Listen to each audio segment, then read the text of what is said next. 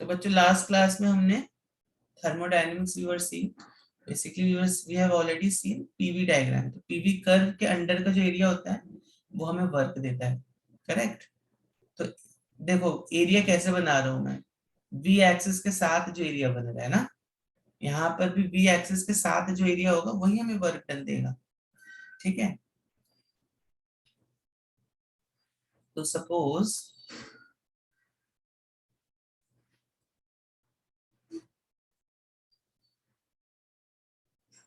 हम यहाँ से यहाँ तक गए, just let's say we have gone from point A to point B, ठीक है, समझ में आ रही है बात। तो A से B तक अगर हम गए तो कौन से एरिया में देखना पड़ेगा, यहाँ पे देखना पड़ेगा। देखो यहाँ पे क्या हो रहा है, वॉल्यूम जो है वो इंक्रीज हो रही है, ट्राई टू सी दिस, यहाँ पे volume is increasing, volume CC में है यहाँ पे, ठीक है, ओके। अच्छा अभी देखो, ऑब्वियसली फिर हम यहाँ से बी से ए ऐसे गए होंगे, करेक्ट। तो यहाँ पर क्या हो रहा है, वॉल्यूम जो है वो डिक्रीज हो रही है, तो कौन सा एरिया लेंगे, ये लेंगे, ठीक है। तो यहाँ पर देखो, work done in work done in going from A to B is area under the curve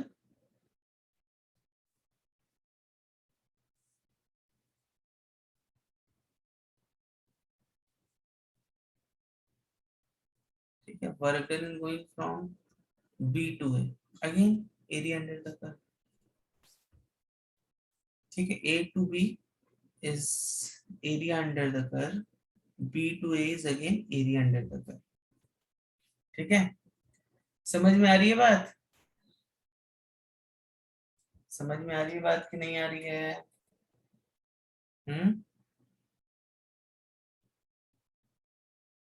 ठीक है।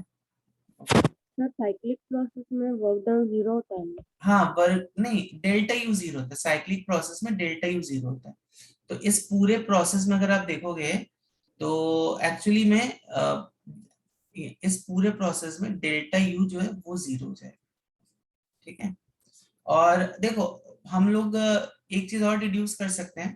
तो देखो ये जो अगर मान लो इसको हम बोलते हैं area under the curve, this is positive, क्यों पॉजिटिव है, क्योंकि यहाँ पर देखो वॉल्यूम इंक्रीज हो रहा है। तो इसको हम बोल देते हैं, मान लो इसको अगर हम बोल देते हैं माइनस, और या इसको लेट्स से भी जैसे ये प्लस होगा, प्लस A1, और इसको हम बोल देते हैं माइनस A2, ठीक है। तो जब आप दोनों वर्क डन को ऐड करोगे, work done in A to B plus work done in B to A, correct, कितना आएगा, ये कितना आएगा, A1 minus A2 which happens to be area of the circle, ठीक है, करेक्ट और नॉट। इस पूरे प्रोसेस में देखो जो वर्क डन आएगा दैट विल बी व्हाट, इस पूरे प्रोसेस में जो वर्क डन आएगा that will B area of the circle, आएगा कि नहीं आएगा, यस बच्चों बताओ, आएगा कि नहीं आएगा, are you convinced with this fact, आएगा ना area of the circle, okay. और यहाँ पे हमें पता है साइक्लिक प्रोसेस है तो डेल्टा यू जीरो हो जाएगा यहाँ पर, करेक्ट। तो अभी हम क्या बोल सकते हैं, हमें क्या फाइंड करना है, calculate the heat absorb, correct. तो देखते हैं हीट एब्जॉर्ब होगी कि हीट रिलीज होगी, यहाँ पर बताओ क्या होगा, हीट एब्जॉर्ब होगी कि हीट रिलीज होगी बच्चों, ये भी आपको देखना आना चाहिए। तो अभी हमें क्या मालूम है, delta U is equal to delta Q minus delta W, तो ये वाला टर्म तो जीरो हो गया, ठीक है। और यहाँ पर देखो बच्चों, बिकॉज ए वन बड़ा है ना, A1 is greater than A2, A1 is greater than A2, therefore delta W ये हमेशा पॉजिटिव आएगा। बच्चों ये बात समझ में आ रही है कि नहीं आ रही है, A1 जो है वो A2 से बड़ा है इसलिए डेल्टा W बड़ा है, पॉजिटिव आएगा, ठीक है। तो यहाँ पे डेल्टा Q जो हो गया, डेल्टा Q हो गया डेल्टा W, मतलब ये वाला जो टर्म तुम निकालोगे जब, that is area of the circle, ये तुम्हारा पॉजिटिव आने वाला है, ठीक है। समझ रहे हो कि नहीं, we have to subtract, red वाले से ब्लू वाले को हमें सब्ट्रैक्ट करना है, this will give us area under circle, ठीक है, ठीक है ना। चलो तो एरिया अंडर द सर्कल, तो ये पॉजिटिव आ रहा है, एंड पॉजिटिव, अगर हीट पॉजिटिव है मतलब सिस्टम में हीट एब्जॉर्ब हुई है, हीट नेगेटिव मतलब सिस्टम से हीट बाहर निकल रही है। ठीक है, इतना तो आपको मालूम ही है। Now area of the circle, अब कैसे निकालोगे area of the circle? Yes, तो हमें क्या मालूम है, देखो पहली चीज तो, एक तो किलो पास्कल्स इनटू ये वॉल्यूम, सीसी का जो वॉल्यूम है, इसको मल्टीप्लाई करके देखो कि क्या आता है आपका। किलो पास्कल मतलब 10⁻³ pascals into volume in cc, cc मतलब कितना हुआ, अ, इसको चलो मैं से लिखता हूँ, किलो पास, सीसी मतलब कितना हो गया बच्चों, सीसी का मतलब कितना हुआ, 1 metre is equal to 10⁻² - 2 centimetre, 1 metre cube is equal to centimetre cube, cc कितना हो गया,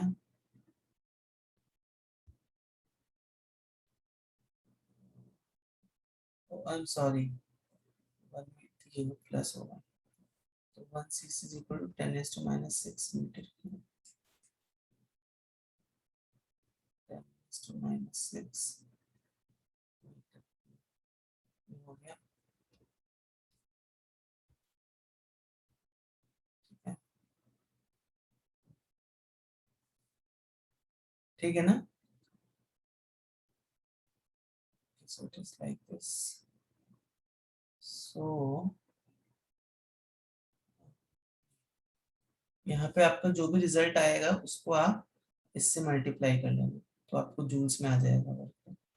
तो बताओ जल्दी से, इसका डायमीटर कितना हो, डायमीटर इज 200 ना, तो पाई आर स्क्वायर हो जाएगा। रेडियस कितना है यहाँ पे, रेडियस आई थिंक इज 300, यहाँ पे भी 300, यहाँ पे भी 300, तो radius will be 100 units, so pi r square is the area, जो भी आपका है, pi into 100 into 100 pi r square into, अगर हम 10⁻³ पास्कल्स मीटर ऐड कर दें इसमें, तो फाइनली बताओ कितना आ गया, 10 पाई जूल्स, शुड बी आंसर, जिसको आप 31.4 जूल्स में लिख सकते हैं। एक बार देख लो, समझ में आ गया तो बताओ मुझे, नेक्स्ट क्वेश्चन देता हूँ।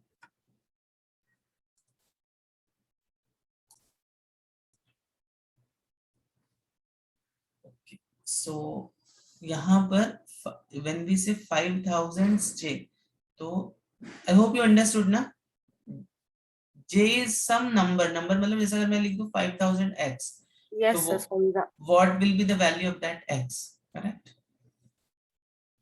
बता दूं, ये तो सिंपल सा लग रहा है मुझे वैसे तो, यहाँ पे work done in going from A to B and work done in, total work done in A to C is what, इस पूरे प्रोसेस में work which can be taken as delta W is work done in going from A to B plus work done in going from B to C, तो B to C में तो देखो zero हो जाएगा, zero हो जाएगा ना, हाँ जीरो हो जाएगा, क्यों, ये आइसोकोरिक प्रोसेस है, और work done in going from A to B, ये क्या आइसोबारिक है, लेकिन यहाँ पे क्या हो जाएगा,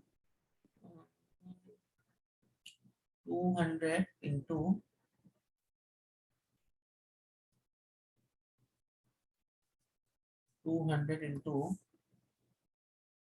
0.03, ये मीटर क्यूब है, अच्छा बच्चों ध्यान में रखना, अभी kilo pascals into metre cube है, तो बस हमें क्या करना है, ये तो बराबर एसआई यूनिट में, बस इसकी एसआई यूनिट में कन्वर्ट कर देना, 10⁻³ बस इतना कर देना है आपको, कितना आ जाएगा, so this is 6000 joules, ठीक है, A to C, यहाँ पे डेल्टा यू कितना आपको दिया है, 5000, ठीक है, और डेल्टा क्यू कितना दिया है आपको, 5625 calories. हाँ यस यस यस, तब बस सिंपल एस्पेस को दोनों को इक्वेट कर दो। सर हाँ बोलो। वो प्रेशर का डिफरेंस 200 लिया है आपने, वो तो 100 ही होना चाहिए ना। 200 ले लिया क्या मैंने? वो 200 से यस 300 यस तक जा रहा है ना। यस 100 होगा बराबर, गुड। तो कितना हो जाएगा ये? 3000 हो जाएगा ना फिर? सर 100 क्यों होगा? हम A to B जा रहे हैं ना, हाँ नहीं बराबर है ना, मैंने बराबर ही तो लिया है।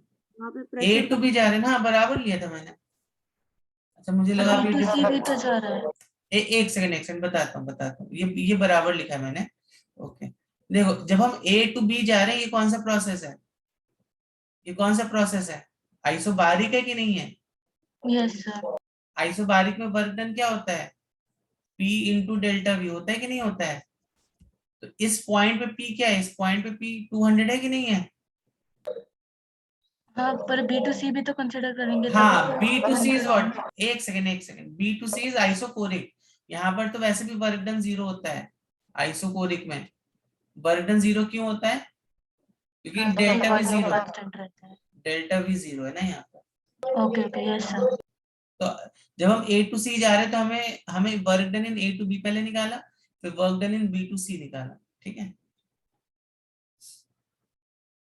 चलो तो यहाँ पर देखते हैं,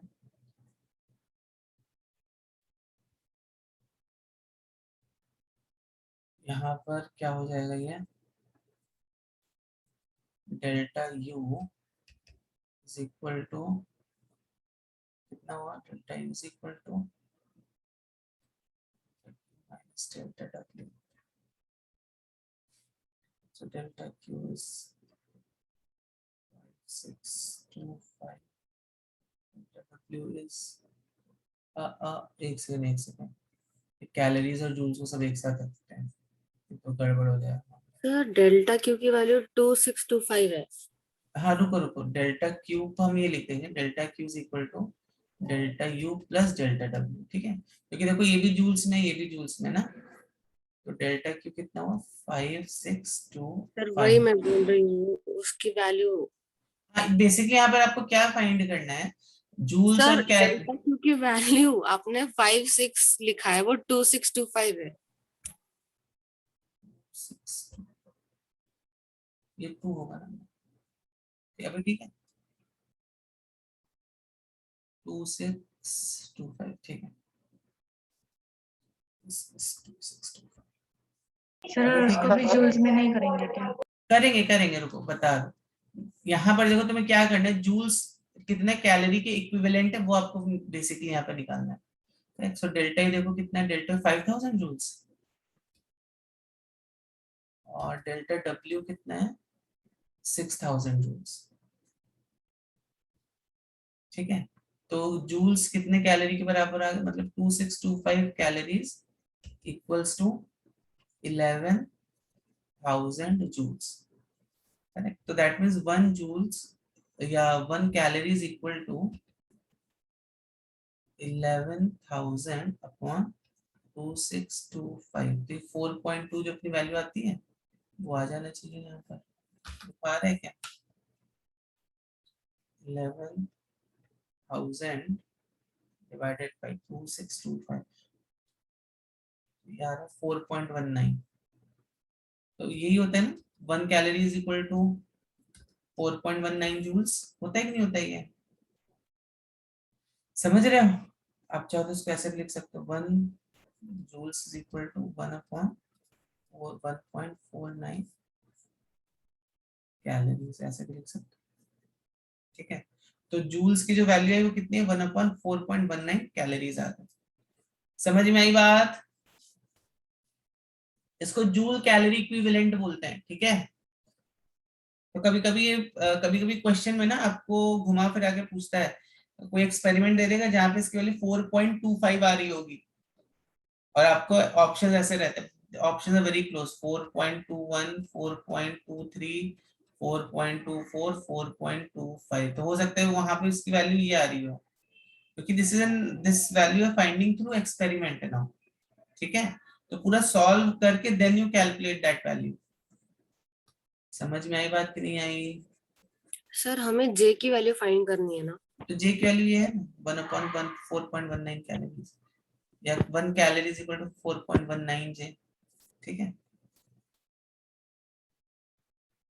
ठीक है। Yes sir.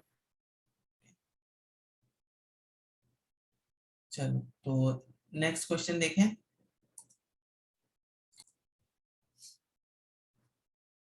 हिंट दे दूं उस क्वेश्चन में एक। अब ये आपको टीवी डायग्राम दिए तो आपको ऐसे ही घुमाएगा क्वेश्चन में। तो कभी टीवी डायग्राम दे देगा, कभी internal energy versus something they देगा, कभी एंट्रोपी वर्सेस टेम्परेचर दे देगा। ऐसे ही आपको घुमाएगा ग्राफ्स में। ठीक है,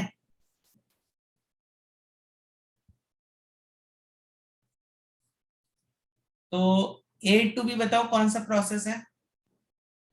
ए टू बी कोई प्रोसेस दिख रहा है आपको? बेसिकली यहाँ पे ये ऐसा हो जाएगा। यहाँ पे बस बच्चों प्रोसेस आइडेंटिफाई करना बहुत जरूरी है। कौन सा प्रोसेस है ये आइडेंटिफाई अगर तुमने कर लिया थर्मोडायनेमिक्स में, तो आधी प्रॉब्लम तो वहीं पे सॉल्व हो जाती है। ठीक है, तो बच्चों यहाँ पे जब हम ए टू बी जा रहे हैं, ए टू बी जा रहे हैं, तो work done when we are going from A to B, so this is an isobaric process. Why it is an isobaric process? Because you see PV is equal to nRT, हमें equation मालूम है। ठीक है, तो यहाँ पर देखो, यहाँ पर इफ यू जस्ट सी, यहाँ पे v is directly proportional to t। ये ग्राफ कुछ ऐसा आ रहा है, या t is directly proportional to v, बात तो वही होगी ना। t is directly proportional to v या v is directly proportional to t। ठीक है, समझ रहे हो कि नहीं समझ रहे हो? इसीलिए जो ये जो ग्राफ है ये एक ऐसा स्ट्रेट लाइन आ रहा है। ठीक है, समझी बात कि नहीं समझी? अच्छा, यहाँ पे C2A कौन सा प्रोसेस होगा? Can you identify C2A? Which process is this? Isochoric. Yes, it is an isochoric process. Why this is an isochoric process? Because when you're going from C to A, volume does not change. So that's why this is an isochoric process. When you go from B to C, कौन सा process? ये कोई process है?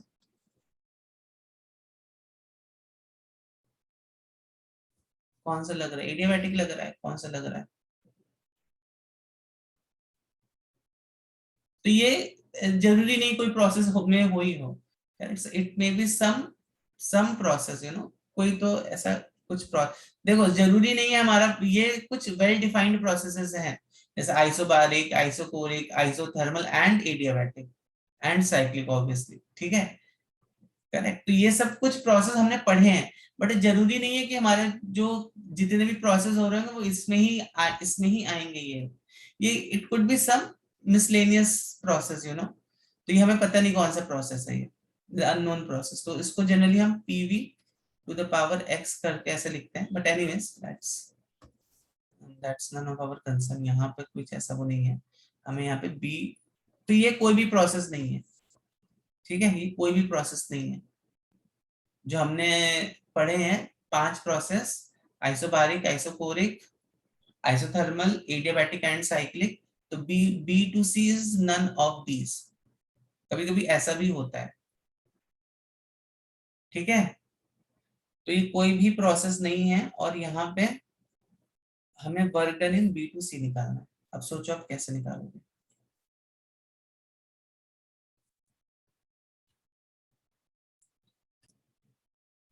अच्छा, by the time I am telling you the solution, आप इसमें एक चीज बच्चों, एक चीज ये सोचो, इसमें ये जो लाइन है, why this is touching this origin, ये सोचो आप। व्हाई दिस, ये जो ए बी की जो लाइन है, why they have made it shown to till origin? Origin से क्यों पास कराई है इस लाइन को? इसका क्या सिग्निफिकेंस है? सोचना है इसको। ठीक है, चलो, तो यहाँ पर ऑब्वियसली इस पूरे प्रोसेस में A B C, for this complete process A B C, ये साइक्लिक है, तो यहाँ पे डेल्टा यू तो 0 हो जाएगा ना, करेक्ट।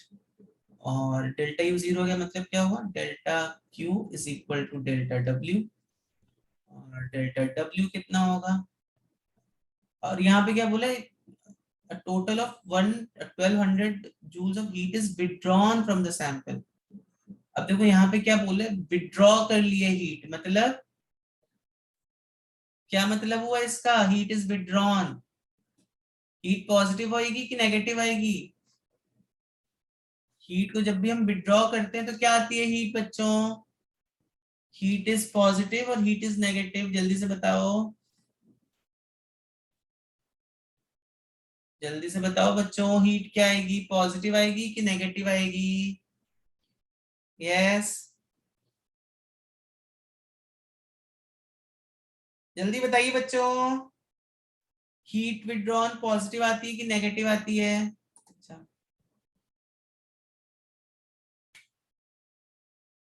नेगेटिव। नेगेटिव आती है ना, तो बताया तो था आपको, heat withdrawn is always negative, ठीक है। तो ये -1200, अगर आप हीट इनपुट कर रहे हो सिस्टम में, then that will be +1200, otherwise it's going to be negative.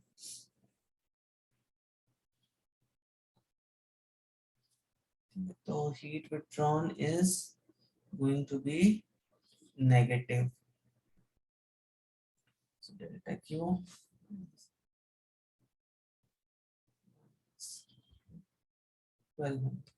और वर्क डन कितना हो जाएगा यहाँ पे, वर्क डन कितना हो जाएगा, कौन कौन से वर्क डन हो रहे होंगे यहाँ पे? देखो, एक तो work done in going from A to B, ठीक है, then work done in going from B to C, and plus work done in going from C to A। ये 3 वर्क डन हो गए यहाँ पे, ठीक है। तो work done in going from A to B कितना हुआ, this is that B to C, सम ये तो 0। अच्छा, work done in going from A to B कैसे निकालोगे?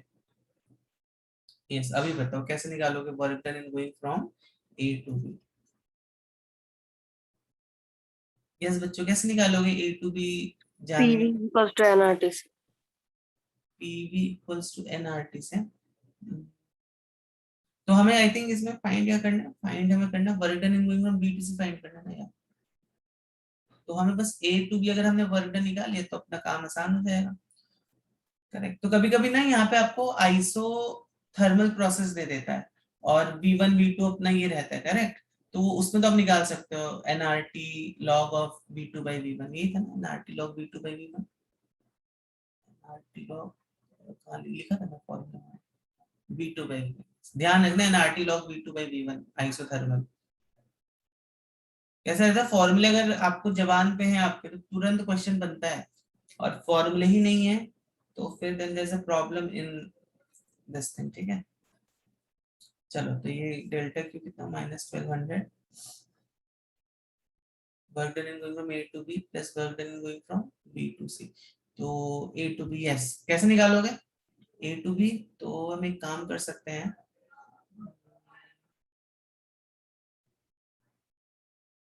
ये B हमें नहीं दिया हुआ है, दिया हुआ है यहाँ पर, B का वैल्यू हमें यहाँ पे नहीं दिया हुआ, नहीं दिया हुआ है ना, तो P into V2 minus V1, ठीक है। तो PV2 को आप क्या लिख सकते हो, NR T2 minus T1, क्या हम इसको ऐसे लिख सकते हैं? T2 minus T1 दिया, और गैस 2 मोल्स गैस दिया हुआ है, तो बस अभी क्या करना है,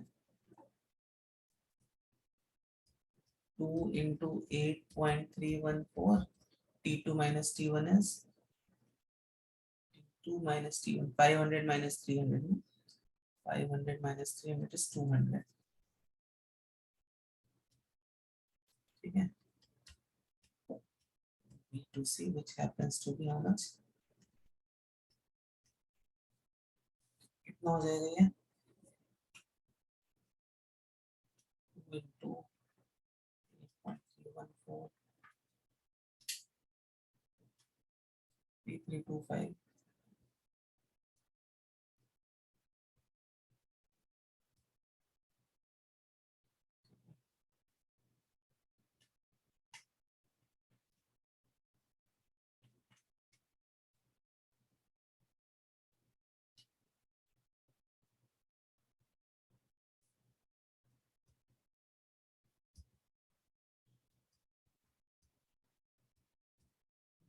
ये जूल्स में आएगा, जूल्स में ही ना, हीट किसमें, जूल्स में दिया था। समझ में आई बात बच्चों? से यस नो समथिंग समझ। Why do you think this AB का ये जो लाइन है ओरिजिन को उन्होंने टच करा है? नहीं देते थे तो क्या क्या फर्क पड़ता था? नहीं अगर देते थे तो क्या फर्क पड़ता था? इसको एक्स्ट्रापोलेट करके उन्होंने ओरिजिन से क्यों दिखा दिया है?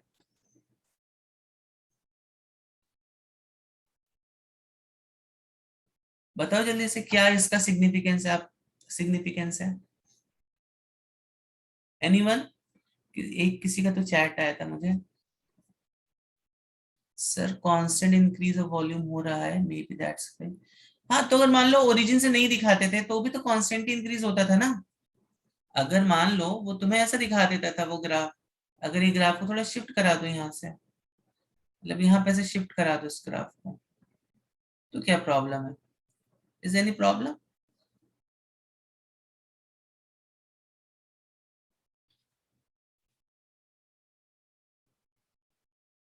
देखो ओरिजिन से पास हो रहा है मतलब it is an ideal gas,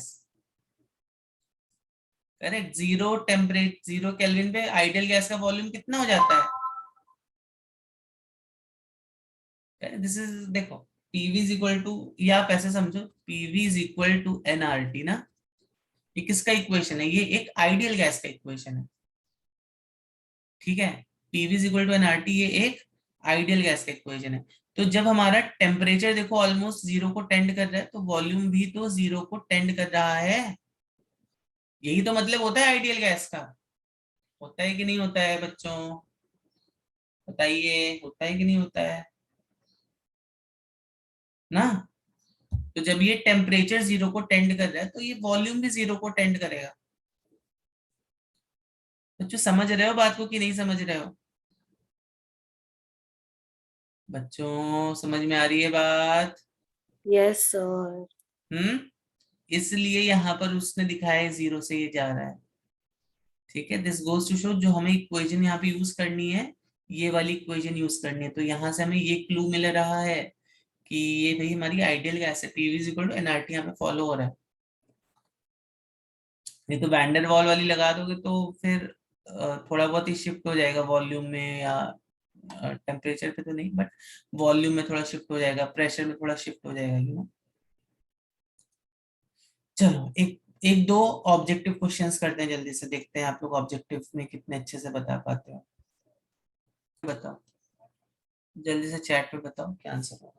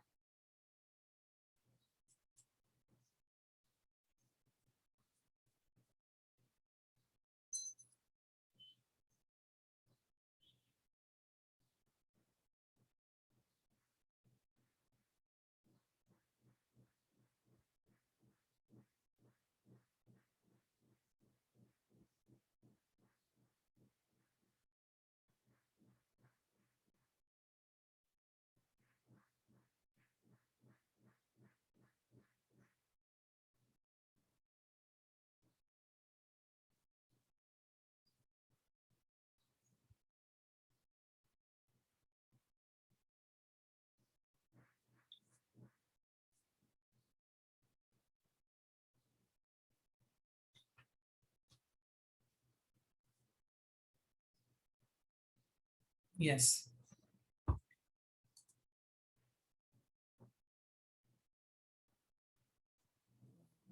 yes, very good, yes good बच्चों। तो Spriha, Shruti, Soham, very good. Yes तो बच्चों इसका आंसर सी, जीरो होगा, करेक्ट। तो most of you told me the correct answer. क्यों जीरो होगा? क्योंकि मैं देखो यहाँ पे pressure is directly proportional to temperature ना। जैसे जैसे प्रेशर बढ़ा रहे हो वैसे वैसे टेम्परेचर भी बढ़ रहा है। और हमें क्या मालूम है, P V is equal to N R T. तो यहाँ पे कौन सा टर्म कांस्टेंट होगा? ये वॉल्यूम का टर्म कांस्टेंट होगा, तभी तो P is directly proportional to T आ रहा है ना। तो अगर वॉल्यूम का टर्म कांस्टेंट है तभी हमारा P P is directly proportional to T आएगा। और यहाँ पर देखो जैसे जैसे तुम प्रेशर को बढ़ाओगे वैसे वैसे टेम्परेचर भी तुम्हारा बढ़ रहा है, ठीक है। वो तो खैर नहीं, that's a different part of the story. और या वॉल्यूम कांस्टेंट मतलब इट्स एन आइसोकोरिक प्रोसेस। और आइसोकोरिक में आपको मालूम है वर्क डन कितना होता है, work done is zero in isochoric process. और यहाँ पर भी देखो, यहाँ पर भी दिस इज टचिंग, मतलब this confirms that this is an ideal gas, ठीक है, it is touching to zero. ये आइडियल गैस में ही ट्रू रहेगा, this point will touch to zero, otherwise if it's a non ideal gas तो it may not touch to zero. In fact जो non ideal gas होती है उनको जब आप एक्सट्रापोलेट करते हो तो ग्राफ ऑलमोस्ट कुछ तो ऐसा आता है ना, ऐसा कुछ तो ग्राफ आता है यहाँ पर, ठीक है। That's the significance of this zero. चलो तो अभी एक काम करता हूँ, See, we have already seen gases के लिए we have two kinds of specific heats, correct? कौन कौन से specific heats हैं? कैसे दो kind of specific heats हम निकाल सकते हैं? Two kinds of specific heats.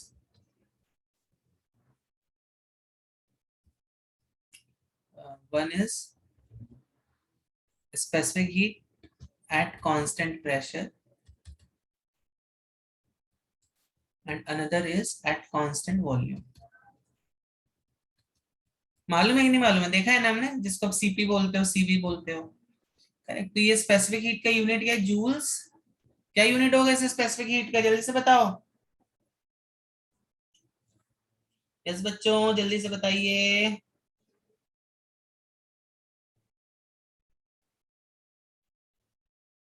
Yes बच्चों, जल्दी से बताओ कितना होगा।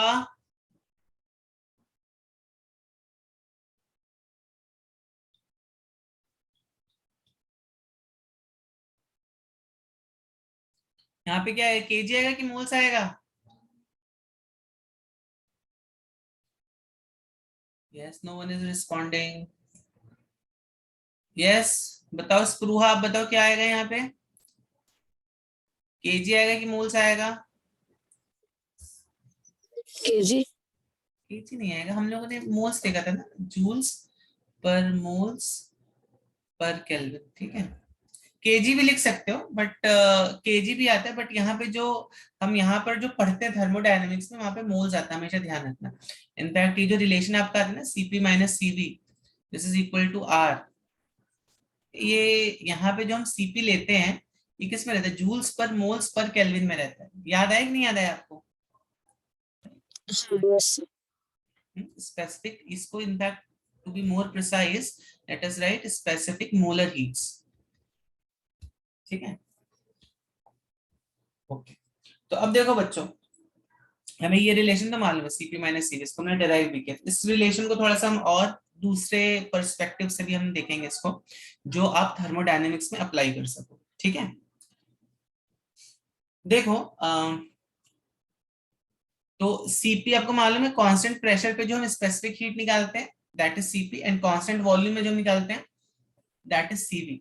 नाउ ये गैसेस के लिए ही क्यों ट्रू है, why this is not so much in true, मतलब आप निकाल सकते हो प्रेशर और वॉल्यूम में थोड़ा बहुत तो चेंज होता ही है, बट गैसेस में देखो वॉल्यूम का बहुत ज्यादा चेंज हो सकता है, ठीक है, एंड डिपेंडिंग ऑन दैट फिर उसका टेम्परेचर भी अकॉर्डिंगली वेरी करता है, ठीक है ना। तो इसलिए हम यहाँ पर दो स्पेसिफिक हीट्स देखते हैं गैसेस में, CP and CV. This is not so much true for solids, for liquids निकाल सकते हो आप कांस्टेंट प्रेशर कांस्टेंट वॉल्यूम, तो वो ऑलमोस्ट इक्वल आता है, ठीक है, this is almost like you know equal. चलिए तो यस, तो आते हैं अपना यहाँ पे,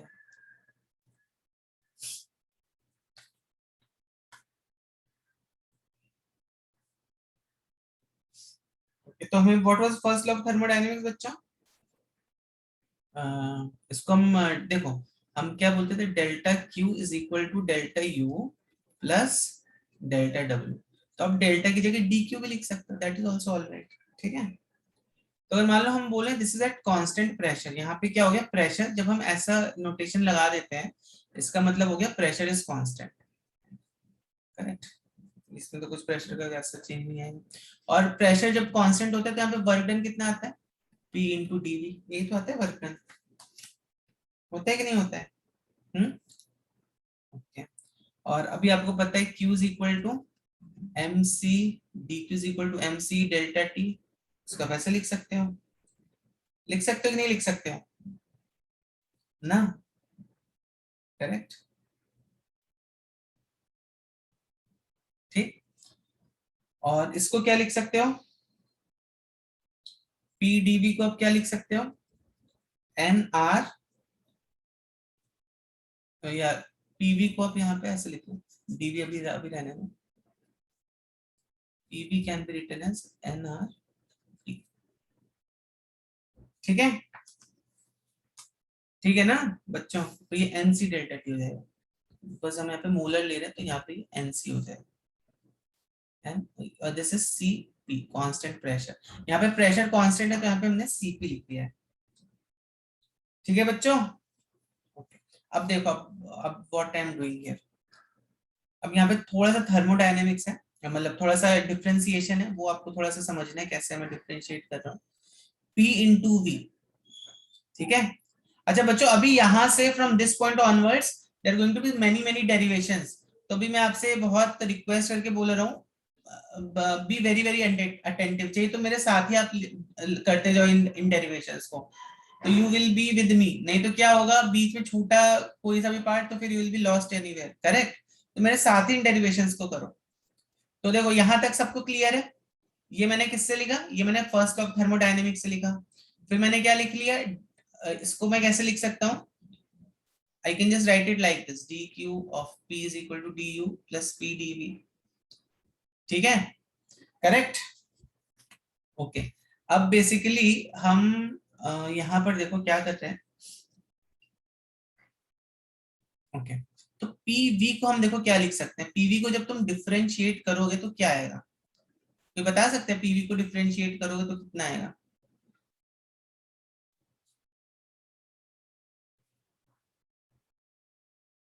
यस PV को जब तुम डिफरेंशिएट करोगे तो you get actually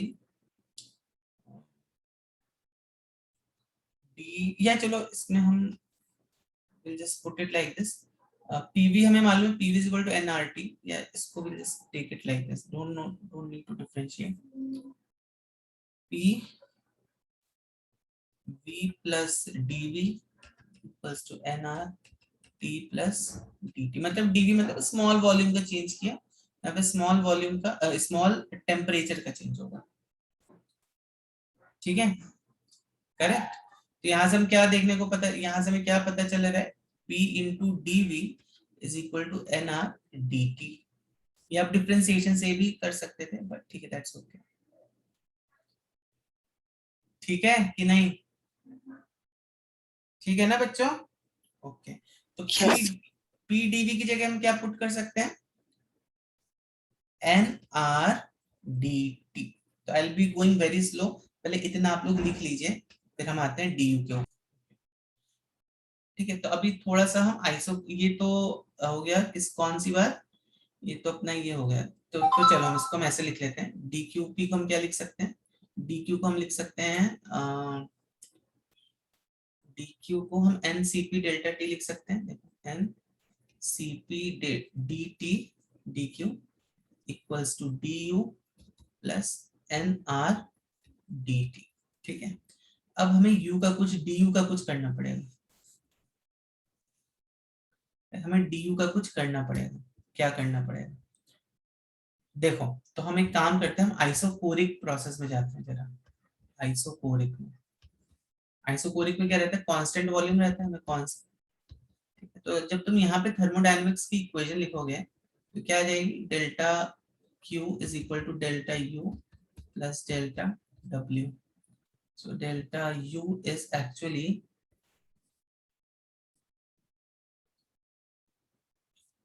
delta U is actually no, no, not delta U, delta W is 0, correct. ठीक है, तो यहाँ पर देखो क्या होगा, डेल्टा यू जो आ रहा है ये डेल्टा क्यू आ रहा है, या इसको अगर आप कैलकुलस के फॉर्म में लिखोगे तो D U is actually equal to D Q. और क्योंकि यहाँ पे वॉल्यूम कांस्टेंट है बच्चों, यहाँ पर वॉल्यूम कांस्टेंट है, तो जो भी तुम्हारा हीट का ट्रांजैक्शन होगा, ये तुम इसको ऐसे नहीं लिख सकते हो N C V D T. बताओ जरा, डी क्यू क्या होता है तुम्हारा, क्यू क्या देखा था हमने, एन सी डेल्टा टी होता है, इसको आप ऐसे लिख सकते हो एन, क्योंकि यहाँ पे वॉल्यूम कांस्टेंट है इसलिए हम यहाँ पे लिख रहे हैं N C V D T. देखो ये बात समझ में आई क्या, ये बात समझ में आई क्या बच्चों, ये बात समझ में आई? Sir 1 minute. हाँ लिख लो, जल्दी से लिख लो इसको भी, सर वो ऊपर का दिखाइए। ऊपर का दिखा दो, जल्दी से देख लो और लिख लो इसको।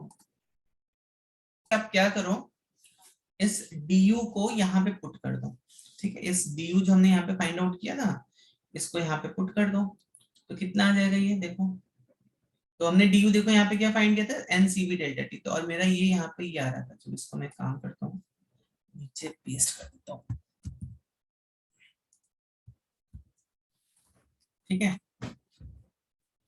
तो n C P d T, d U क्या है, n C V D T plus n R d T. ठीक है, देखो n n n cancels, d T d T d T cancels, ना C P minus C V is equal to R. हो गया, C P minus C V is equal to R, हो गया कि नहीं हो गया? करेक्ट। तो ये एक रिलेशन हम पहले ऑलरेडी देख चुके हैं। ठीक है, तो अब यहाँ से what are take home lessons, यहाँ पे आप एक चीज ऑब्जर्व करो, du जो आ रहा है हमेशा, ठीक है, du जो आ रहा है इसको मैं दूसरे कलर से लिखता हूँ, du is N C V D T. तो जब वो कैलकुलस का फॉर्मेट समझ में आ रहा है कि नहीं आ रहा है, कैलकुलस मतलब स्मॉल चेंज इन du, ये जब हम du लिख रहे हैं तो इसका मतलब वो small change in du, that will be N C V. आप इसको डेल्टा यू भी ऐसे लिख सकते हो, delta U N C V delta T, so instead of this delta I am just putting that term D. ठीक है, तो जब हम एक्चुअली में जब हम ये डी और डी का टर्म यूज कर लेते हैं, तो this goes to show that process is a reversible process actually, क्योंकि हम बहुत ही स्मॉल स्मॉल स्टेप्स में इस प्रोसेस को लेके जा रहे हैं। ठीक है, तो when you put back all those steps, then that process becomes actually a reversible process। ठीक है, तो उसका एक अलग ही एप्लीकेशन है। यहाँ पर ये चेंज लार्ज भी हो सकता है, तो this process could be a irreversible process.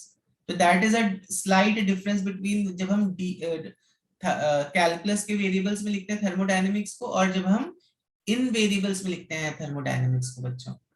ठीक है, थोड़े से सटल सटल डिफरेंसेस है जो आपको समझने भी हैं। ठीक है, ओके, तो यहाँ तक किसी बच्चे को कुछ डाउट?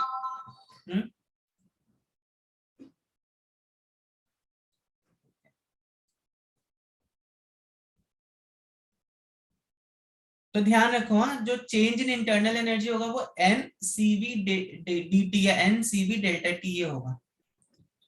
ठीक है,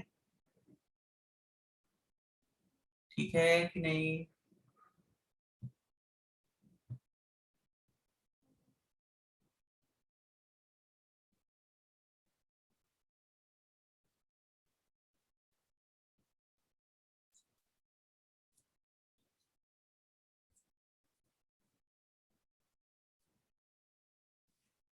सर 1 सेकंड ऊपर का दिखाइए ना।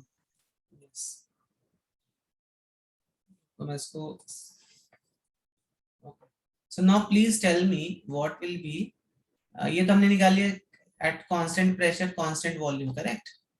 अभी जो हमने देखा स्पेसिफिक हीट कैपेसिटीज हमने देखा at constant pressure and at constant volume. तो चाहो तो आप इसको बोल सकते हो this is at isobaric process पे Cp, आइसोकोरिक प्रोसेस पे Cv। So if I tell you at isothermal process C at isothermal कितना हो जाएगा? जल्दी से सोच के बताओ कितना होगा, C आइसोथर्मल पे कितना हो जाएगा?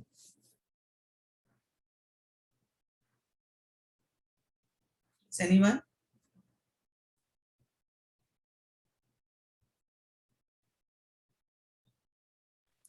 0 होगा क्या? 0 देखो, again go by the very basic definition, dq क्या होता है, n c dt होता है ना, ठीक है। तो ये चलो ठीक है, हमने बोला dq ये जो है आइसोथर्मल पे, heat given at isothermal change, correct. So this is at t constant, correct, n into delta t, this is c isothermal. तो मैंने t यहाँ पे ऐसे ब्रैकेट लगा के t लिख दिया, मतलब t is constant over here, ठीक है, इस आइसोथर्मल, ओके। तो जब आप अच्छी वाली बुक्स में देखोगे तो जनरली वो इस तरह से भी लिख देते कभी कभी, this also means same thing over here, correct, so don't get confused by the terminology, okay। so यहाँ पर बच्चों t कांस्टेंट है, मतलब डेल्टा t तो 0 होगा ना, t कांस्टेंट है मतलब डेल्टा t ये वाला टर्म ये तो 0 होगा कि नहीं होगा, है कि नहीं है, यहाँ पे डेल्टा t 0 होगा कि नहीं होगा, यस सर। तो बताओ आइसोथर्मल में कितना आ जाएगा इसका specific heat capacity, infinity. Infinity. अब देखो इसका मतलब क्या हुआ, इसका मतलब ये हुआ कि आप जितना भी हीट उसको देते जाओगे देते जाओगे देते जाओगे, उसका टेम्परेचर बढ़ने वाला नहीं है, यही तो मतलब हो ना आइसोथर्मल का। अगर हम कोई आइसोथर्मल सिस्टम ले रहे हैं तो इसका मतलब क्या हुआ बच्चों, हम उसको जितना भी हीट दे देंगे वो उसका टेम्परेचर कभी भी बढ़ेगा नहीं, यही मतलब होता है ना आइसोथर्मल सिस्टम का, ठीक है। अब आते हैं जरा एडियाबैटिक का, जरा बताओ मुझे, सी बिकॉज ऑफ एडियाबैटिक, अगर ये आपको पूछा जाए तो ये कितना होगा, C because of adiabatic process कितना हो जाएगा, बताइए बच्चों, C because of adiabatic process ये कितना होगा, जल्दी से बताओ।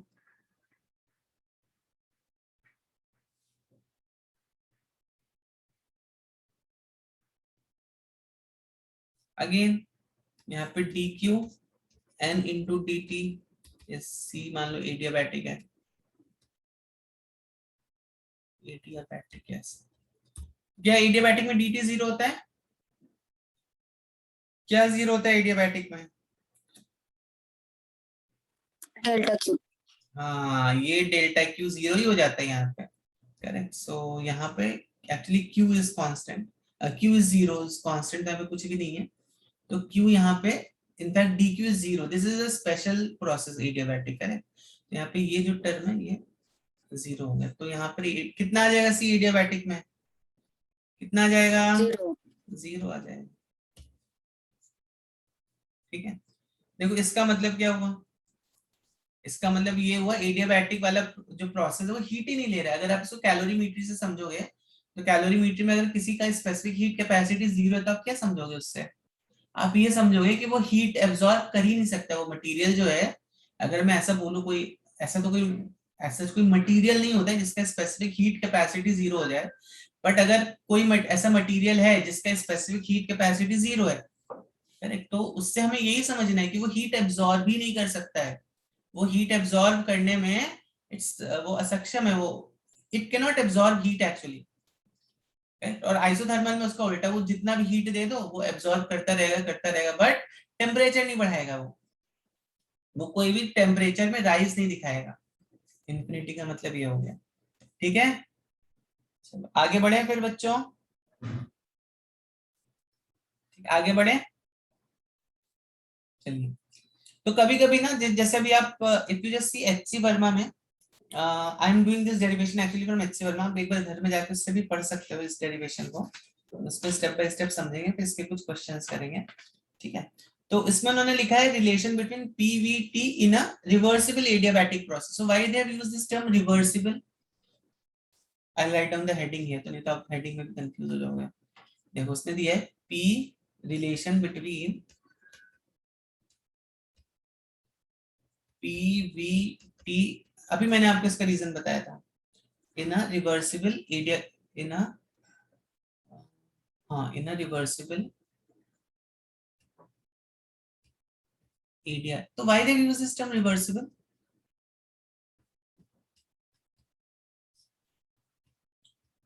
तो देखो जब भी हम अपनी लेबोरेटरी में कुछ भी करते हैं तो हम रिवर्सिबल प्रोसेस बना सकते हैं। कैसे बना सकते हैं? We go in very small small steps.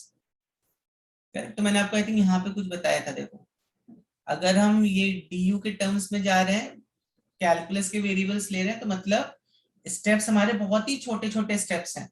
तो जब आप उनको दोबारा से उस प्रोसेस को रिपीट करोगे छोटे छोटे स्टेप्स में, तो probably the path will take the same PV curve line. ठीक है, which is not true over here, which may be और मे नॉट बी ट्रू। अगर आपके स्टेप्स छोटे यहाँ पे तो चल जाएगा, लेकिन अगर स्टेप्स बड़े हैं इस केस में, तो then this is not true यहाँ पर। तो that is a difference you have to understand. ठीक है, चलो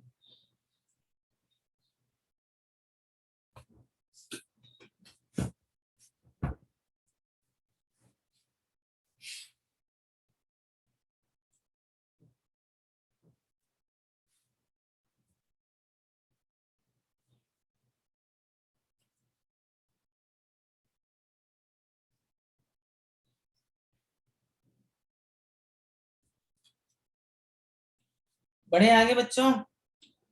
ओके, तो एडियाबैटिक का चलो अपनी नोटबुक्स और पेन सबके तैयार है ना? मैं साथ ही साथ करना है इस डेरिवेशन को। ठीक है, तो कैलकुलस फॉर्म में अगर मुझे इसको लिखना है कैलकुलस के फॉर्म में, तो obviously first of thermodynamics can be written something like this.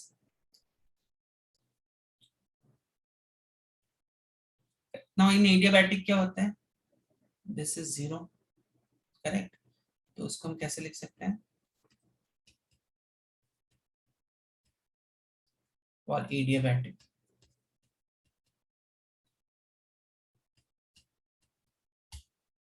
ठीक है बच्चों, ठीक है, समझ में आ गई ये बात? समझ में आ गई ये बात? लिख लिया सबने? यस नो बोलते रहो, नहीं तो मुझे लगेगा यस सो सर। गए सब।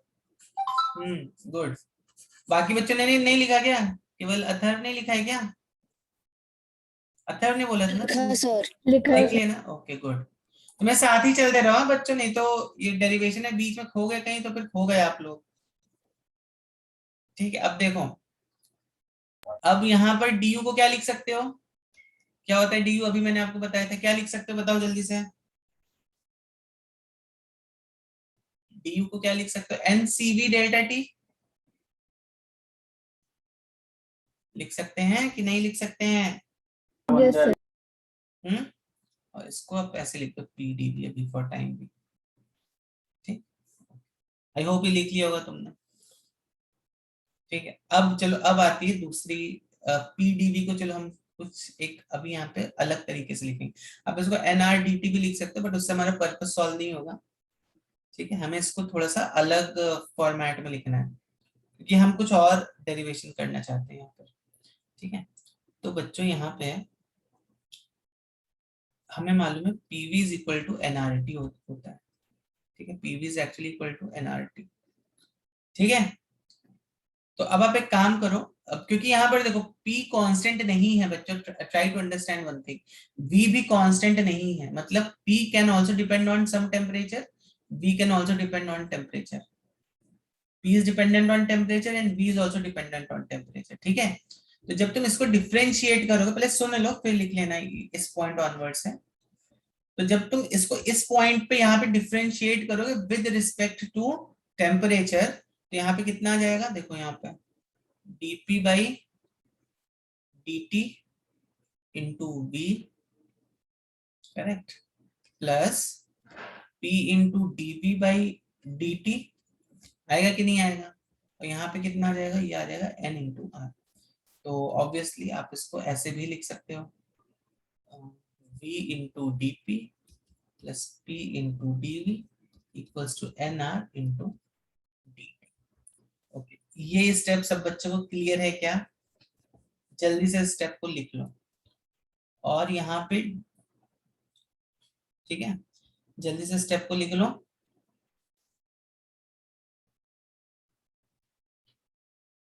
और dt की वैल्यू, यहाँ से dt की जो वैल्यू आएगी तुम्हारी vdp plus pdv upon nr। अभी आप ही लोग इस स्टेप को करो। इस dt को जरा यहाँ पे पुट कर दो, इसको मैं बोल देता हूँ इक्वेशन 1, इसको मैं बोल देता हूँ, इसको मैं बोल देता हूँ इक्वेशन, ठीक है, इसको मैं इक्वेशन 1 बोल देता हूँ, ठीक है। पुट dt इन इक्वेशन 1 और मुझे रिजल्ट बताओ क्या आ रहा है।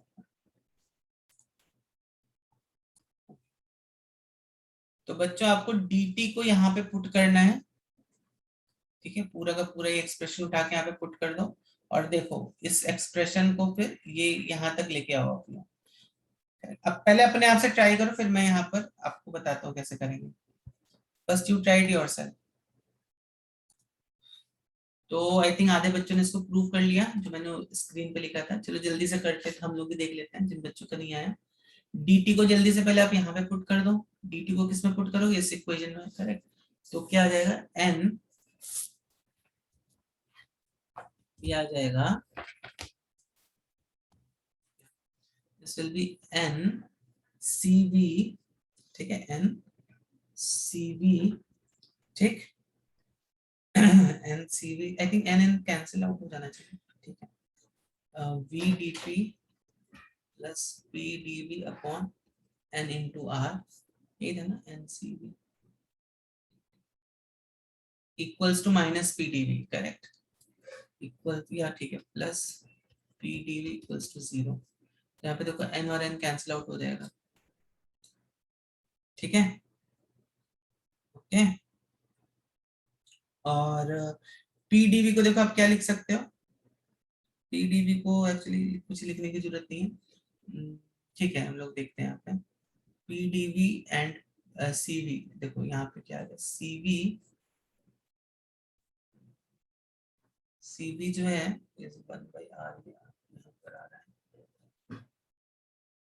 1/r है ना, तो इसको आप चाहिए तो इसको vdp plus pdv plus r times pdv equals to 0 ऐसा पुट कर दो। तो cv pdv का गया, तो cv into v into dp plus cv plus r pdv which is equal to 0। cv plus r is how much, cp, ये cp हो गया, ठीक है। तो अभी आप चाहो तो cp बाई cv को डिवाइड कर दो, vdp plus cp by cv pdv equals to 0, और यहाँ पे आपको क्या मिल जाएगा, cp बाई cv, अब इसको जो तो v से डिवाइड कर दो पूरे एक्सप्रेशन को, सो dv बाई v, और ये चाहिए तो pv से डिवाइड कर दो पूरे एक्सप्रेशन को, pv से आप डिवाइड कर दो, ठीक है। तो यहाँ पे क्या आ जाएगा, dp के साथ कितना आएगा, dp के साथ p आएगा और dv के साथ ये आएगा, equals to minus dp/। I hope ये यहाँ तक सब बच्चे पहुंच गए, वेरी गुड बच्चों।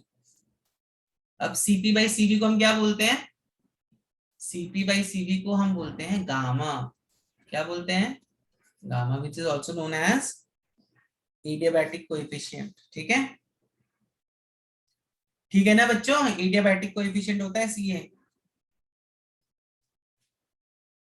गामा। तो इस गामा का आपको तो यहाँ पर देखो, gamma is equal to dv by v equals to minus dp by v। ये और कहाँ पे पढ़ा था बच्चों आपने, साउंड में कहाँ पढ़ा था गामा, याद आ रहे गामा की कहानी, साउंड में कहाँ पढ़ा था गामा, बताइए, साउंड में कहाँ पढ़ा था गामा,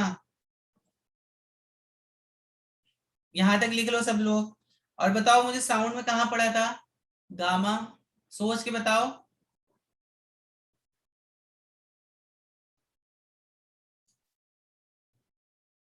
हिंट देता हूं, Newton is related to it, Newton के से कुछ संबंध है गामा से,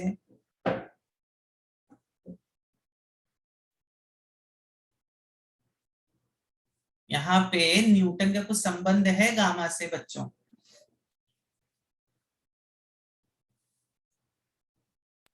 सर वो साउंड एंड टेम्परेचर का रिलेशन था क्या?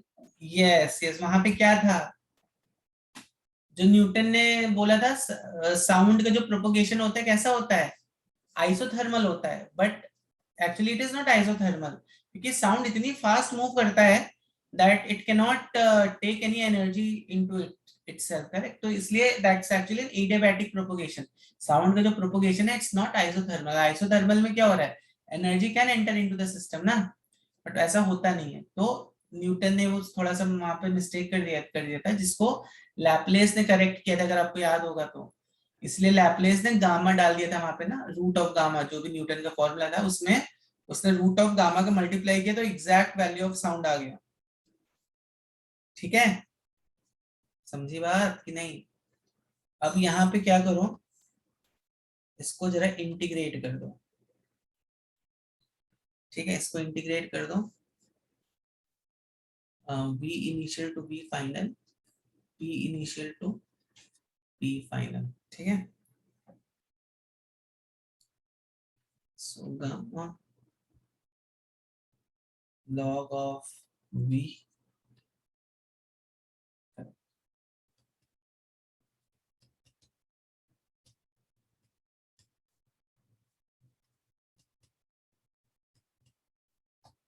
ठीक है, यही आएगा ना? If I'm not wrong, you will look, this expression will look something like this: log of vf upon vi and log of, अच्छा देखो, अगर मैं माइनस साइन अंदर ले लेता हूँ यहाँ पे, तो ये P I by P F हो जाएगा। अब आप ये सोचना कैसे आया है। ठीक है, तो फाइनली जो हमारा एक्सप्रेशन होगा, V F upon V I to the power gamma is equal to P I upon P F, और यहाँ से देखो क्या आ रहा है, P I V I gamma equals to P F V F gamma, and that's why we say in adiabatic process PV to the power gamma is constant.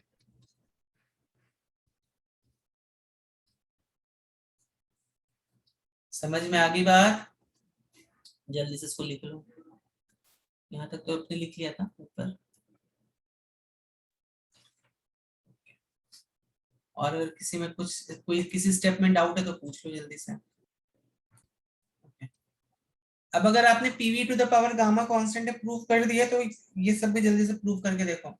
P to the power 1 minus gamma, T to the power gamma is constant, और T to the power V is gamma minus 1।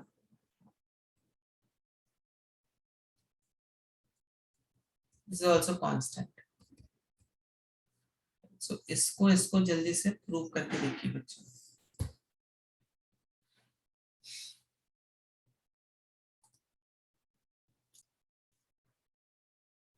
Okay, तो अब हमने क्या देखा अभी, PV to the power gamma is constant. बस अब अगर हमें इसको पी और टी के टर्म्स में लिखना है, करेक्ट, तो हमें यहाँ पे v को एलिमिनेट करना पड़ेगा। हमें क्या मालूम, P is equal to N R T ना, तो v को हम क्या लिख सकते हैं, some constant into t by p। So p is p, तो ये रहेगा, v की जगह हम क्या लिख देंगे, t by p some constant gamma is. ठीक है, तो कितना आगे देखो, p 1 minus gamma t to the power gamma is constant. Simple है। और इसी तरह अगर हमें इसको यहाँ पे t और v के टर्म्स में लिखना है, अगर मान लो तुम्हें टेम्परेचर और वॉल्यूम के टर्म्स में दिया गया है कुछ, तो करेक्ट, तो व्हाट यू कैन राइट, तो अभी आप यहाँ पर इसको p को हम क्या लिख देंगे, N R T by v the power gamma into v to the power gamma,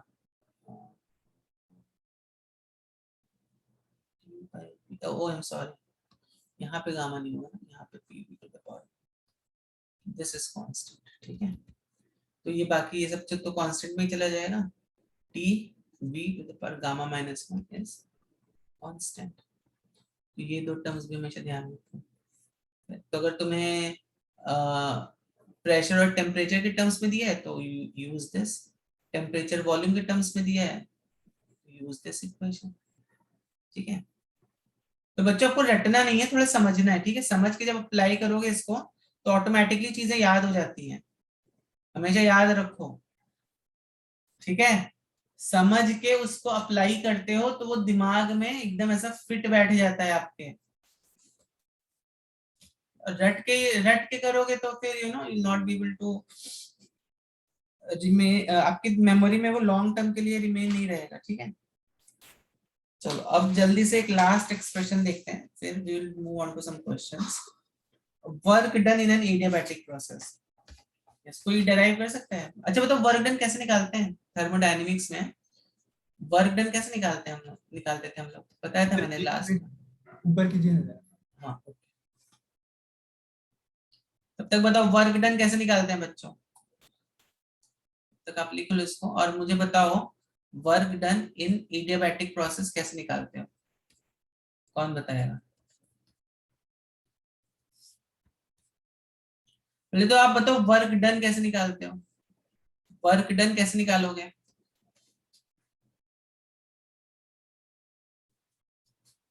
बताओ वर्क डन कैसे निकालोगे?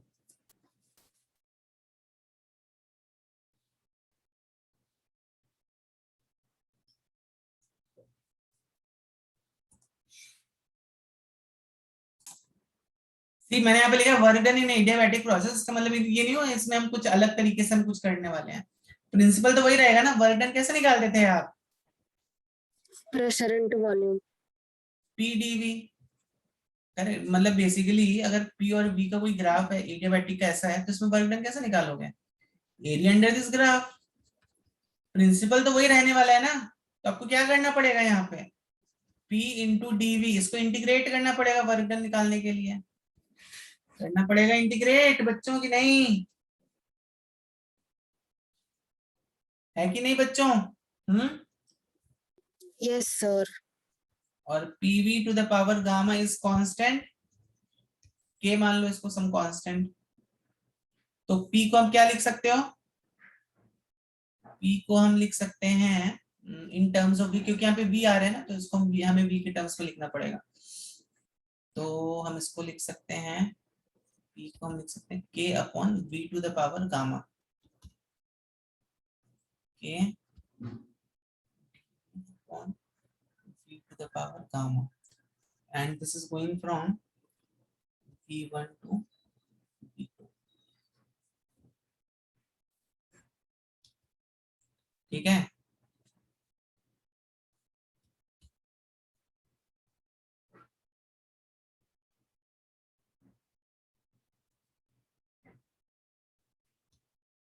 कितना हुआ ये के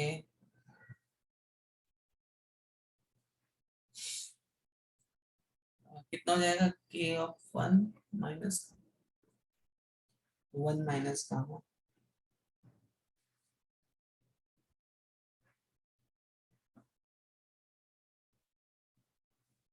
अपॉन 1 माइनस। देखो ये कितना आ गया, के इंटू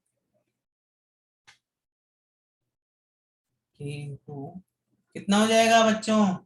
V2 1 माइनस गामा ना, वो 1 माइनस गामा कैसे आ गया वहाँ पे?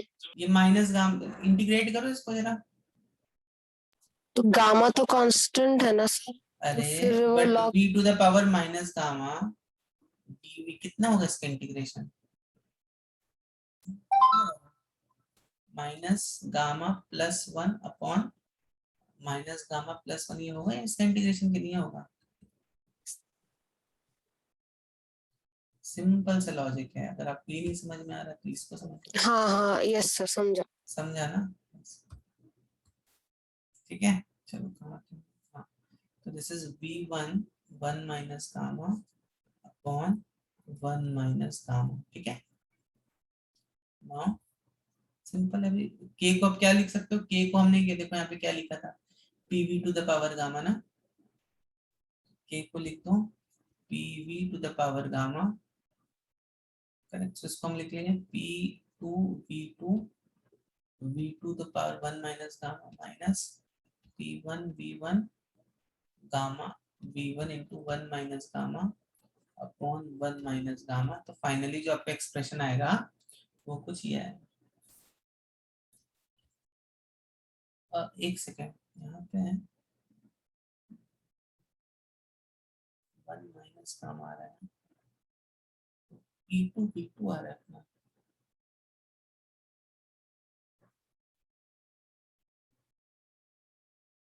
एक मिनट है बच्चों,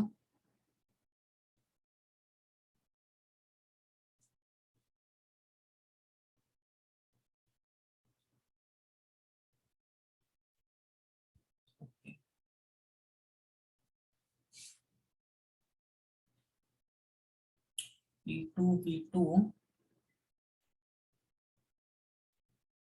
minus P1 V1 upon 1 minus, ठीक है। So this is our work done. तो ये वर्क डन, एक्चुअली ये वर्क डन जो है ये कैसा आएगा, पॉजिटिव आएगा कि नेगेटिव आएगा, आप बताओ। वर्क डन जो है ये पॉजिटिव आएगा कि निगेटिव आएगा?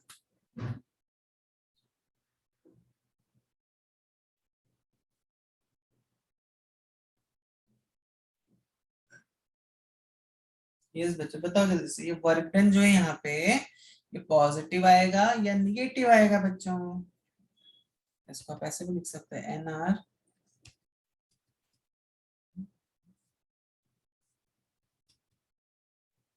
देखो एडियाबैटिक में क्या होता है, एडियाबैटिक एक्चुअली एडियाबैटिक एक्सपेंशन होता है हमेशा, करेक्ट। तो यहाँ पर ऑब्वियसली प्रेशर के टर्म्स में तो आप नहीं सोच सकते, इसको टेम्परेचर के टर्म्स में सोचो। Temperature of that system always comes down, ठीक है, temperature of the system always comes down. तो ये जनरली ये वर्क डन हमेशा नेगेटिव आना चाहिए आपका, ठीक है। इसको चाहिए देखो ये टर्म भी तुम्हारा नेगेटिव आ रहा है यहाँ पर, तो इसको तुम चाहो तो ऐसे भी लिख सकते हो, NR, इसको चाहिए तो आप NR T2 माइनस T1, और यहाँ पे मैं इसके जस्ट यहाँ पे गामा माइनस 1 कर दूंगा, तो कुछ चेंज नहीं किया मैंने।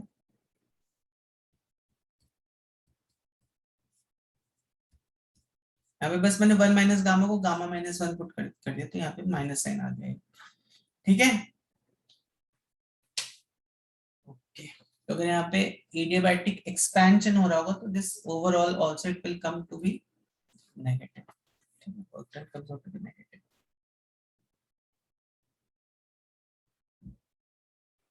सर टेम्परेचर कम हो रहा होगा तो एक्सपांड नहीं होगा ना? नहीं, adiabatic expansion, this is not your heat वाला expansion, this adiabatic sudden expansion of gas होता है। हीट आप कुछ दे नहीं रहे हो एंड गैस सडनली एक्सपैंड कर गई, तो एनर्जी कहाँ से लेगी, वो इंटरनल एनर्जी से लेगी, इसलिए उसका टेम्परेचर डाउन हो जाता है। यहाँ पे गैसेस के एक्सपेंशन की बात हो रही है, ठीक है।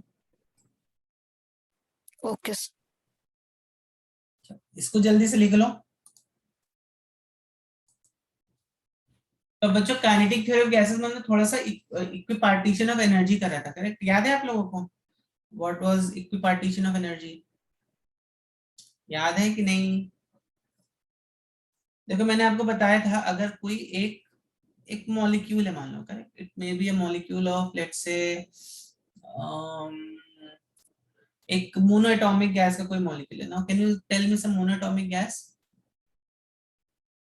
हीलियम है मान लें, ठीक है, helium is a monoatomic gas, hydrogen तो डायटोमिक हो गया ना, H, तो ये मान लो एक हीलियम है which is a monoatomic gas. तो इसमें जो इसमें देखो हमने देखा था कि ये 3 डायरेक्शन में मूव कर सकता है, X, Y एंड Z, ठीक है। तो इसमें 3 काइनेटिक एनर्जीज की पॉसिबिलिटीज हो सकती, तो जो एनर्जी होगी यहाँ पे, इसकी जो एनर्जीज की जो पॉसिबिलिटी है वो 3 डायरेक्शन में इसकी पॉसिबिलिटी है एनर्जीज की, ठीक है, ओके। 3 डायरेक्शन में इसकी एनर्जीज की पॉसिबिलिटी है। तो हम बाय इक्विपार्टीशन ऑफ एनर्जी से क्या बोलते थे, what we would have said कि देखो जब भी मतलब समझो हर एक डायमेंशन की एनर्जी बढ़ती है तो हम क्या बोलते हैं, हाफ केटी से एनर्जी बढ़ रही है ना, तो यहाँ पे 3 डायमेंशंस की एनर्जी, तो it will be half KT and कितना हो गया 3/2 kTs will be the total energy of one molecule over here, ठीक है, करेक्ट। तो यहाँ पे डिग्री ऑफ फ्रीडम कितना हो गया इसका बच्चों, यहाँ पे डिग्री ऑफ फ्रीडम हो गया 3, ठीक है। अब देखो, अब अगर मैं एक डाई एटॉमिक मॉलिक्यूल ले लेता हूँ like hydrogen, oxygen and all that, correct, तो ये इन 3 डायरेक्शन में तो जा ही सकता है, ठीक है। पर देखो अब इंटरनली जो है ये, internally it can also have, कितना होता है वैसे बताओ जरा मुझे डायटोमिक का डिग्री ऑफ फ्रीडम, देखते कितने बच्चों को याद है। 5।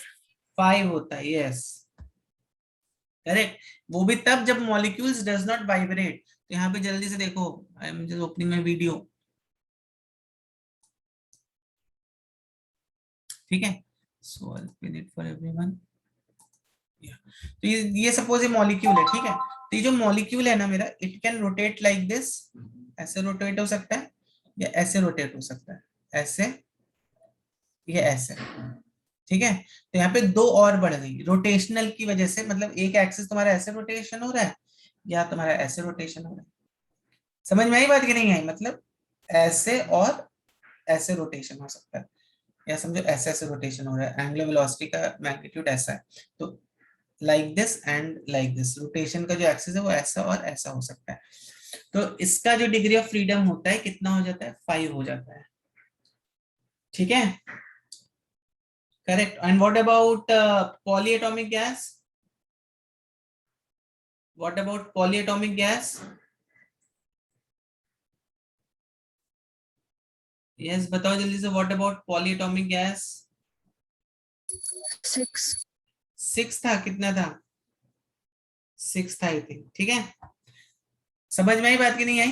तो यहाँ पे डिग्री ऑफ फ्रीडम को भी कभी कभी आपको यूज करना रहता है इन योर इक्वेशंस। तो इसके एक वो इंपॉर्टेंट इक्वेशन है, मैंने I don't know if I just given you और नॉट, बट अभी लिख लो इसको फॉर टाइम भी। ये इक्वेशन जो है आपकी ये होती, U is what, internal energy U, it is given by, तो यहाँ पे मैं चेंज देखो नहीं लिख रहा हूँ, मैं डायरेक्टली U की वैल्यू लिख रहा हूँ, ठीक है। U की वैल्यू है N into degree of freedom NF/2, जितनी भी डिग्री ऑफ फ्रीडम आ रही है वो आपको यहाँ पे U NF, अब अगर 3 है तो यहाँ पे U की वैल्यू कितनी हो जाएगी, N इंटू 3/2 RT, ठीक है। समझ में आ रही है बात की नहीं आ रही है।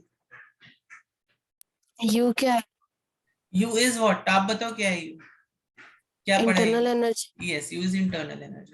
अगर तो U for a monoatomic gas, ठीक है, U for a monoatomic gas ये हो जाएगा, ओके। अगर मैं डायटोमिक की बात करता हूँ तो U फिर इतना हो जाएगा,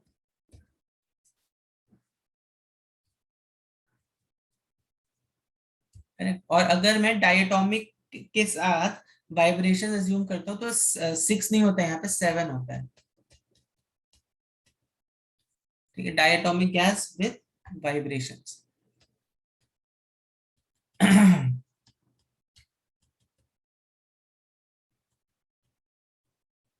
मतलब समझो मॉलिक्यूल वाइब्रेट भी कर सकता है ना अपनी प्लेन में, तो अगर वो वैसा हमने कंसीडर किया तो यहाँ पर 7/2 हो जाता है, ठीक है।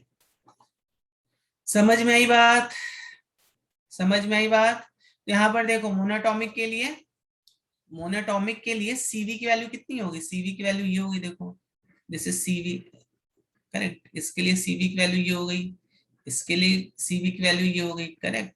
तो जब तुम यहाँ पे CP की वैल्यू निकालोगे, यहाँ पे CP की वैल्यू कितनी हो जाएगी, 5/2 R हो जाएगी, ठीक है। इस तरह यहाँ पे CP की वैल्यू कितनी हो जाएगी, 7/2 R हो जाएगी। यहाँ पे CP की वैल्यू कितनी हो जाएगी, 9/2 R हो जाएगी। जनरली आपको दिया रहता है डिग्री ऑफ फ्रीडम, आप क्वेश्चन से मेक आउट कर सकते हो, ठीक है, ओके। तो जब आप CP/CV करोगे तो यहाँ पे देखो कितना आ रही है, 5/3, 5/3 कितना हुआ, कितना हुआ 5/3, यस कितना हुआ 5/3,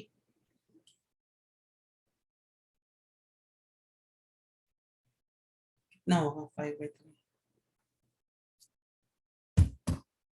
कितना होगा 5/3 बच्चों, जल्दी से बताओ।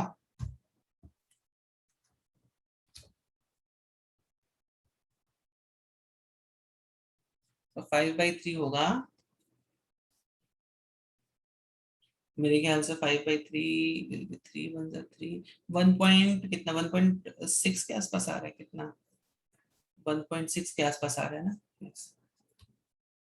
6 कुछ ऐसा हो, ठीक है। इस तरह ये देखो कितना हो गया, 5/7 हो गया। तो ये गामा की वैल्यू, तो यहाँ पे गामा की वैल्यू हो जाएगी 5/7, कितना ये देखो, सॉरी 7 CP/CP ना, 7/5, 7/5 कितना हो गया, 5 1 5 to 1.4 हो गया मेरे ख्याल से, ये हो गया। और इसी तरह यहाँ से गामा की वैल्यू देखो कितनी हो गई, 9/7 ना, 9/7 तो कितना हो गया ये, 7 1 7, 1.2 के आसपास हो जाएगी ये, नहीं, हाँ 1.2, फिर 18 तो 1.2 कितना कितना, 7 7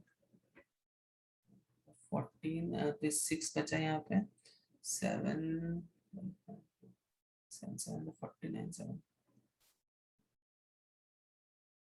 8 1.28 के आसपास ऑलमोस्ट करेक्ट।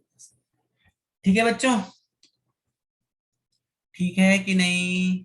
तो ये वैल्यूज कांस्टेंट आती है, तो जब आप एक्चुअली में जब तुम निकालते हो इनकी वैल्यूज, करेक्ट, जैसे तुम हीलियम, आइडियल गैस जो भी है तुम्हारी, उनका निकाल रहे हो, ठीक है, और monoatomic gas, basically ideal monoatomic gases, और जब तुम diatomic gases, hydrogen, oxygen, nitrogen, carbon monoxide, ऐसे इन सब गैसेस का निकाल रहे हो, ठीक है, तो इतना आता है।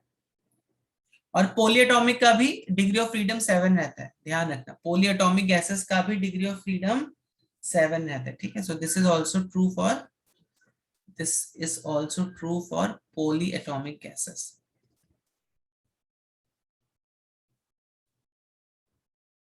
ठीक है, ध्यान रखना।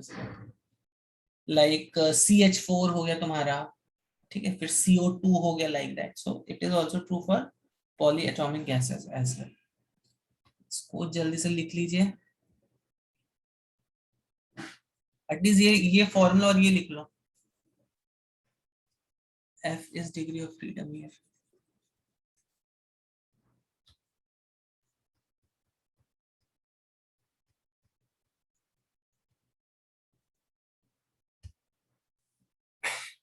ठीक है, जल्दी से इस क्वेश्चन को सॉल्व करो। आधे बच्चे देखो चले गए आज, एग्जाम चालू हो गया बच्चों का।